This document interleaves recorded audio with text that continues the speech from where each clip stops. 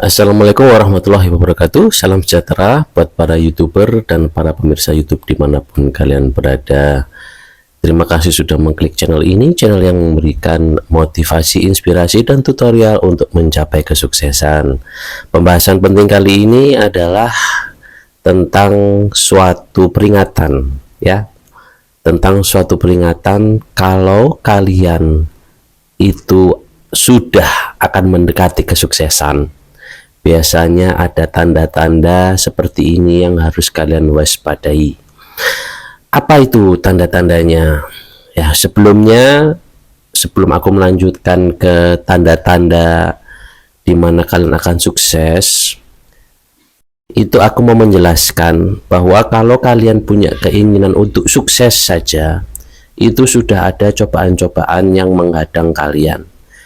Cobaan-cobaan itu biasanya muncul itu dari diri kalian sendiri atau lingkungan kalian. Banyak yang menahan kalian, banyak yang membuat kalian tidak melakukan apa yang harusnya kalian lakukan. Yang tertera di hati kalian, yang kalian ingin wujudkan itu tertahan. Itu biasanya tidak jauh adalah pertama dari diri kalian sendiri, kedua itu dari lingkungan kalian yang paling dekat kalian. Itu bisa jadi orang tua kalian, bisa jadi sanak saudara, atau siapapun itu yang di dekat kalian. Mungkin tukang warung, tukang warteg yang kalian sering ngutang, itu bisa jadi penghambat, ya, bisa menjadi perantara untuk kalian itu tidak menjalankan apa yang harusnya kalian jalankan. Bila kalian sekarang ini sedang berharap sesuatu, atau kalian sedang ingin melakukan apa yang kalian ingin lakukan tetapi lagi ragu, ya mungkin kalian dihadapi oleh beberapa pilihan. Ya, banyak sekali sekarang itu pilihan-pilihan yang membingungkan. Kalau zaman dulu mungkin cita-cita itu tidak terlalu banyak, ya, tetapi sekarang itu cita-cita itu banyak sekali. Maksudnya itu orang bisa menjadi apa saja dan orang bisa kaya. Orang bisa jadi kaya bahkan hanya dengan duduk diam saja, ya, tetapi membuat konten itu bisa kaya. Sekarang orang bisa berjualan tanpa harus mempunyai produk. Orang bisa mendapatkan uang tanpa harus berusaha payah menggunakan ototnya. Dia hanya menggunakan sense-nya, dia hanya menggunakan keahliannya. Dan sekarang juga artificial intelligence itu bisa membantu kalian untuk membuat konten. Kalau misalnya kalian seorang konten kreator, ya, saya pernah bercerita tentang seorang YouTuber. Dia itu dulu kuli, ya, dia itu dulu kuli bangunan. Nah, dia iseng-iseng tetapi juga ada berharap. Saya pernah ngobrol sama dia. Dia bilang dia juga waktu itu berharap terjadi perubahan pada kehidupannya, karena dia sudah capek sepertinya nguli bangunan di daerah Jakarta, daerah pelabuhan sepertinya waktu itu.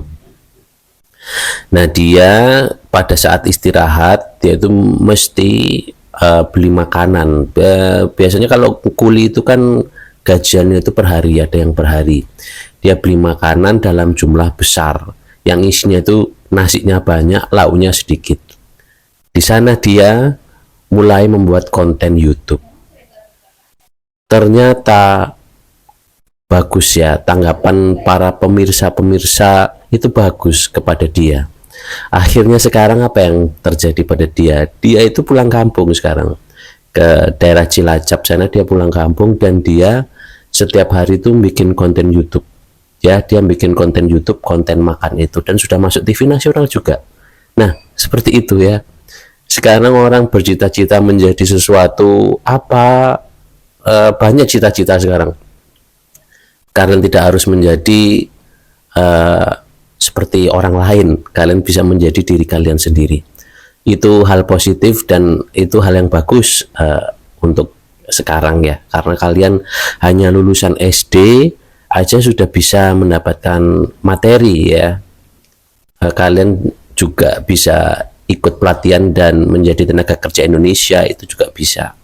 Ya kalau bisa sekarang Indonesia bagaimanapun itu harus meningkatkan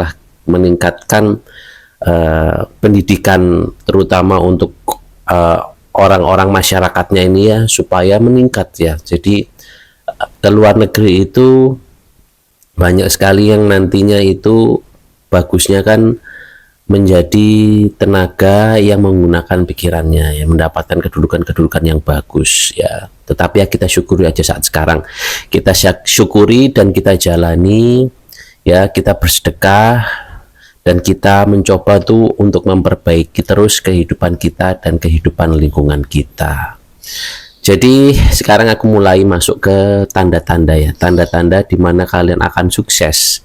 Itu yang pertama, catat ya, ini karena aku nggak bisa ngulangnya lagi, tetapi ini karena aku berdasarkan apa yang terjadi di lapangan. Tanda-tandanya pertama ya, itu mulai muncul rasa malas ya. Itu tanda kalian itu sudah dihadapkan oleh kesuksesan, yaitu muncul rasa malas. Pertama yang terjadi awal-awal adalah malas. Nah, malas ini tidak bisa diabaikan ya. Malas ini kalau diteruskan ini bisa berketerusan. Akhirnya kita bisa mutung. Mutung itu akhirnya apa? Aku tidak mau melakukan hal ini karena hal ini mungkin susah aku lakukan. Banyak sekali yang bisa dijadikan kalau misalnya kalian menjadi pemalas ya.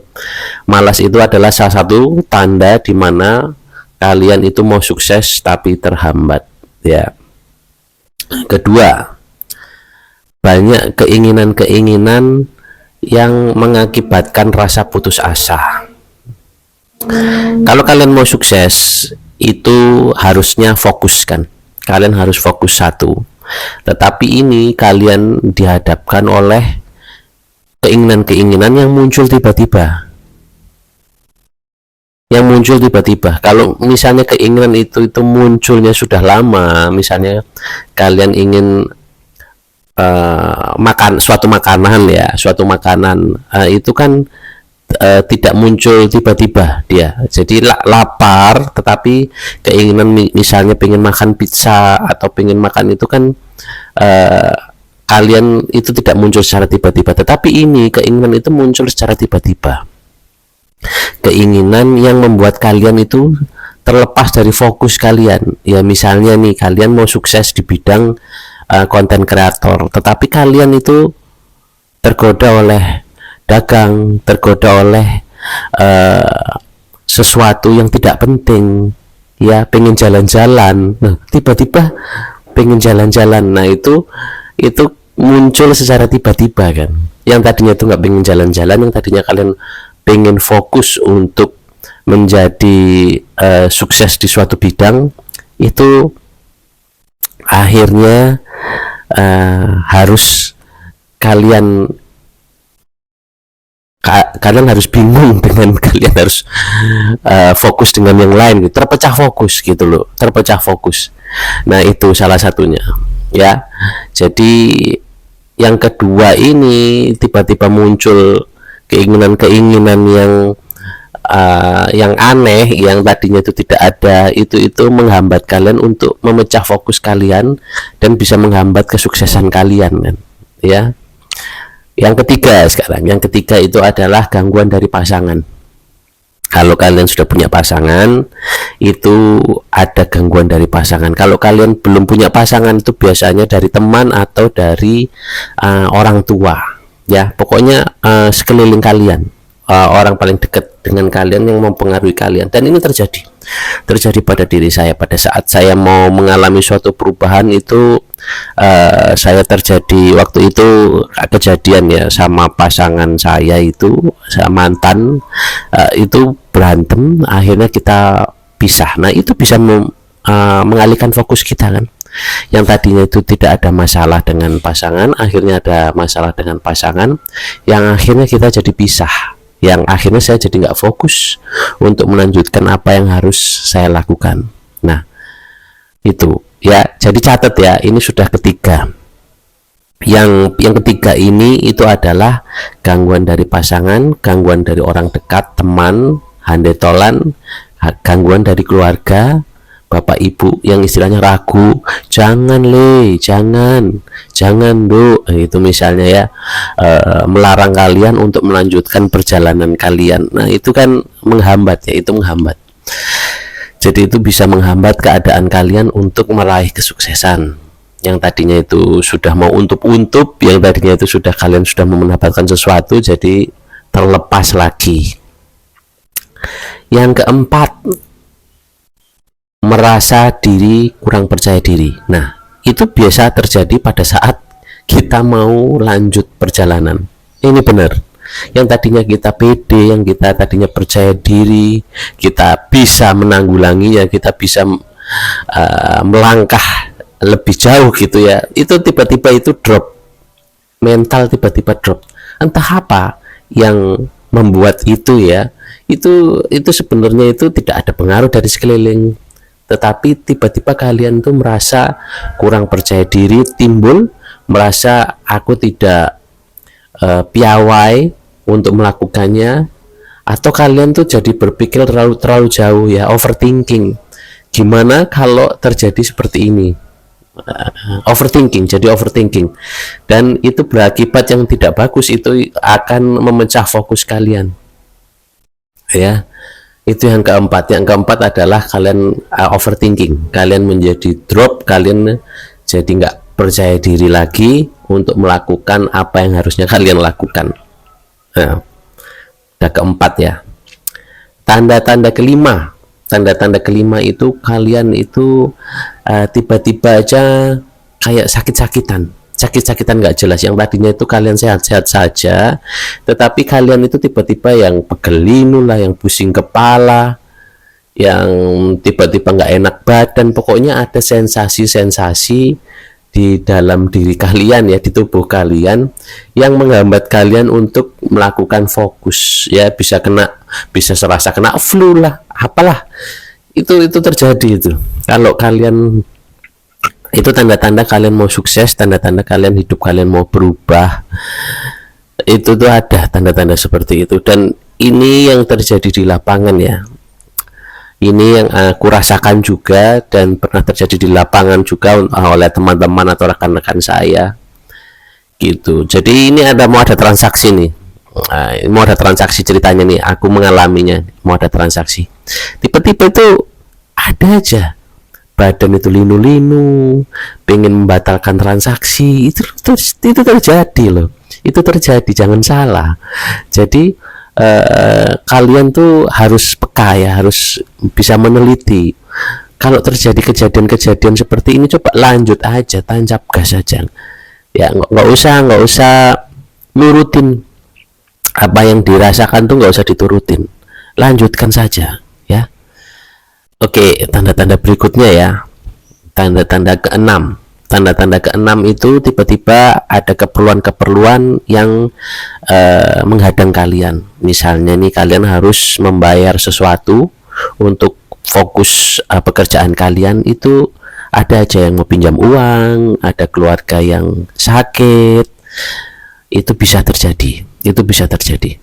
Ya biasanya itu gimana cara menanggulanginya, itu kalian harus tetap tegaskan fokus, bilang maaf saya tidak bisa bantu karena saya harus membayar untuk ini gitu, untuk keperluan saya gitu. Nggak apa-apa, ngomong aja jujur apa adanya, karena itu kalau misalnya kalian nggak bantu pun nanti masalah mereka itu akan selesai dengan sendirinya. Jadi nggak perlu kalian bantu, itu masalah mereka itu akan selesai dengan sendirinya. Jadi jangan merasa oh aku tidak bantu nggak enak nanti jadi masalah ke depan hari. Jangan. Nah, itu salah satu tanda kalau kalian mau sukses itu ada penghalang yang menghambat atau memecah fokus kalian untuk mencapai kesuksesan itu ya. Ini udah tanda keenam ya. Tanda ketujuh itu adanya penundaan. Jadi tertunda untuk terwujudnya apa yang kalian inginkan itu. Jadi kalau kalian ini mau mendapatkan pekerjaan nih, sudah ACC, sudah tanda tangan, itu ada aja tiba-tiba, mungkin bukan dari pihak kalian tapi dari pihak perusahaan, Jadi pihak perusahaan itu seperti menunda sesuatu, atau ada problem yang terjadi secara internal di perusahaan mereka sehingga menghambat Anda itu untuk masuk ke perusahaan mereka. Tetapi nggak apa-apa, sabar aja. Kalau ini kuncinya, kalian sabar, kalian tunggu dengan tenang ya. Dan kalau misalnya memang itu kalian memang terhambat dan tertunda, ya kemungkinan itu kalian harus beralih ke sesuatu yang lain ya. Karena kemungkinan juga pertanda-pertanda ini itu bisa jadi itu kalian tuh harus merubah fokus itu, tapi lain soal ya. Tapi tanda-tanda di mana kalian mau sukses, kalian mau mendapatkan kedudukan atau nasib kalian mau berubah, itu ada tanda-tanda seperti ini yang kalian bisa catat dan kalian sikapi ya, supaya kalian sebenarnya harus berbahagia. Karena kenapa? Tanda-tanda ini mengindikasikan kalau kalian mau sukses ya, bukan kalian mau gagal ya. Ini ada tanda-tanda yang bisa membuat kalian itu jadi terus untuk melanjutkan perjuangan kalian ya, bukan malah kalian harus berhenti ya.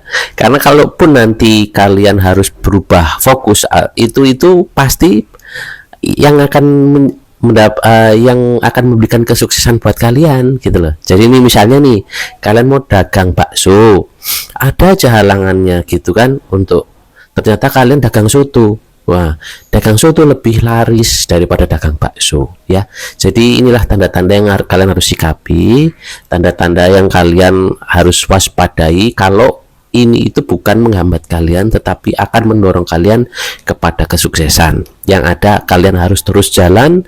Kalian jangan melihat ke belakang lagi, tetapi lihatlah ke depan.